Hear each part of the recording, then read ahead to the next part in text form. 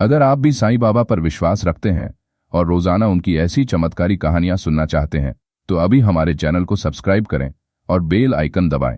आपका एक क्लिक साईं बाबा का नाम दुनिया तक पहुंचाने में मदद करेगा। नमस्कार।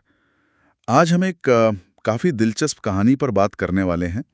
ये 1916 में मुंबई में घटी थी। हाँ, ये साईं बाबा के एक भक्त श्रीधर भाटिया उनके अनुभव से जुड़ी है। इसका जिक्र मिलता है एक स्रोत में, अग्नि में अखंड साईं तस्वीर। बिल्कुल, हमारा मकसद है इस घटना को थोड़ा समझना। मतलब एक गोदाम में भीषण आग लगी और उसके बाद जो हुआ वो काफी सोचने लायक है। जी, श्रीधर भाटिया, जैसा आपने कहा, एक व्यापारी थे और साईं बाबा में उनकी बहुत आस्था थी। हाँ, पर वो कुछ समय से शिरडी नहीं जा पाए थे। शिरडी, जहाँ बाबा का आप जानते हैं मुख्य स्थान है। और फिर उनकी जिंदगी में ये घटना हुई जिसने उनके विश्वास को और भी गहरा कर दिया शायद। और वो घटना थी उनके गोदाम में लगी एक भयानक आग, है ना? हाँ बिल्कुल।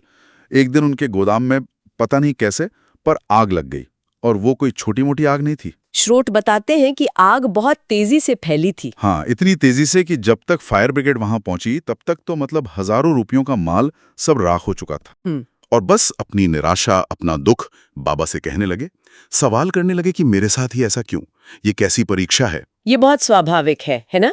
जब ऐसी विपत्ति आती है तो इंसान या तो पूरी तरह टूट जाता है या फिर भगवान से या जिसमें भी उसकी आस्था हो उससे सवाल करता है एक तरह से। हाँ, और यहीं से कहानी में एक अजीब मोड़ आता है। अच्छा। आग बुझने के बाद अगले दिन शायद जब गोदाम में सफाई चल रही थी, मजदूर मलबा हटा रहे थे, तो एक मजदूर को राख के ढेर में कुछ मिला। कुछ ऐसा जो वहां नहीं होना चाहिए था उस राख के ढेर में। बिल्कुल वही, वो साईं बाबा की वही तस्वीर थी। वही तस्वीर जिसके सामने श्रीधर भाटिया रात भर अपना दुख बताते रहे थे। सच में? और तस्वीर पूरी तरह सुरक्षित, एकदम, एक खरोंच तक नहीं। सोचिए, उसके आसपास सब कुछ जलकर खाक हो गया था, लेकिन तस्वीर, यहां तक कि उसका फ्रेम तक को आंच में ही आई थी। ये तो कमाल है। मतलब भौतिक रूप से ये कैसे संभव है? एक तरफ पूरी तबाही और दूसरी तरफ वो तस्वीर एकदम सही सलामत। श्रीधर भाटिया के लिए तो ये किसी चमत्कार से कम नहीं था। बिल्कुल नहीं। हाँ, उनके लिए ये बाबा का सीधा संकेत रहा होगा कि देखो मैं यहीं हूँ। जी, उन्होंने इसे बाबा की मौजूदगी का सबूत माना।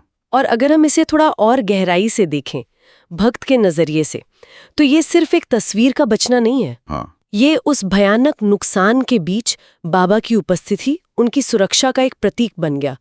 श्रीधर भाटिया के लिए शायद वो तस्वीर का बचना गोदाम के माल से भी ज्यादा महत्वपूर्ण हो गया हो। ये एक बहुत दिलचस्प बात कही आपने। क्योंकि विश्वास कई बार भौतिक चीजों से ज्यादा भावनात्मक सहारे और प्रतीकों में मायने ढूंढता है। सही कहा। स्रोत का भी यही मतलब निकलता है कि जब भक्त सच्चे दिल से याद करते हैं तो बाबा किसी न किसी रूप में मदद करते हैं, रक्षा करते हैं, चाहे हालात कितने ही बुरे क्यों ना हो। और श्रीधर भाटिया ने फिर उस तस्वीर का क्या किया? उन्होंने उसे अपने घर के मंदिर में बहुत आदर के साथ स्थापित कर दिया, ये मानते हुए कि बाबा ने खुद आकर उन्हें बचाया है। तो इस पूरी कहानी का मतलब क्या है? मेरे ख्याल से ये दिखाता है कि कैसे गहरा विश्वास मुश्किल समय में एक तरह की शांति, एक सुरक्षा की भावना दे सकता है। बिल्कुल, जैसा श्रीधर भाटिया के अनुभव में हुआ। नुकसान तो हुआ, आर्थिक नुकसान बहुत बड़ा था, लेकिन उन्हें एक भरोसा मिला, एक आश्वासन। हाँ, और शायद उसी भरोसे ने उन्हें उस नुकसान से उभरने में मदद की होगी। बिल्कुल।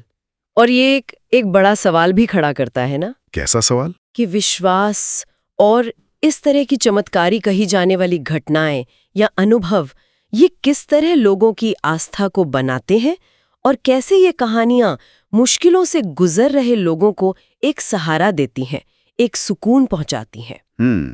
ये वाकई सोचने वाली बात है, विश्वास का मनोविज्ञान और उसका प्रभाव। जी, ये अपने आप में एक गहरा विषय है जिस पर विचार किया जा सकता है। सब्सक्राइब करें और जुड़ें साईं बाबा की भक्ति में रोजाना।